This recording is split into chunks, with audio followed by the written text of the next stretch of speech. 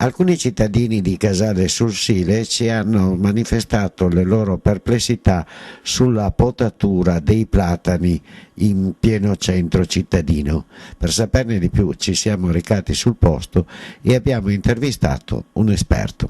La capitozzatura è un sistema di potare gli alberi completamente sbagliato. Innanzitutto rende gli alberi meno sicuri. È una leggenda quella che tagliando tanto la pianta sia sicura. Sicuramente la pianta con questo tipo di tagli va in stress, per cui grande dispendio di energie per poter rimettere su la massa fogliare che è stata completamente asportata per il 100%. La pianta diventa più debole e quindi è più soggetta a qualsiasi tipo di attacco, sia da parte di patogeni, funghi, che da parte di insetti.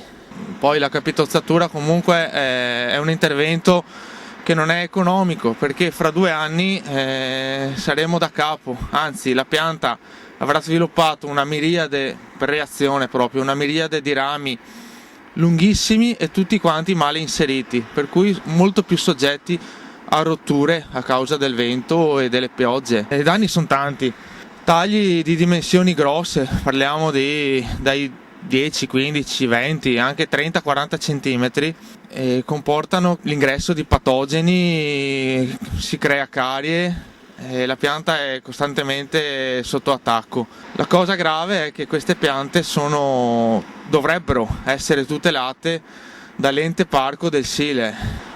Dal punto di vista economico sicuramente un taglio fatto in questa maniera qua comporta che ogni 2-3 anni bisogna ritornare a potare la pianta e a ridistruggerla un'altra volta. L'alternativa era quella di applicare dei tagli di ritorno, facendo in modo di intervallare gli interventi successivi poi con una cadenza ogni 5-6 anni.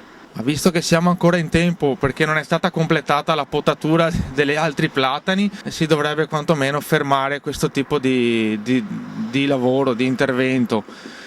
Successivamente bisogna aspettare che si riformi la chioma della pianta. Dopo 2-3 anni si va ad intervenire facendo una selezione dei rami e cercando di ricostruire la chioma nel tempo sicuramente.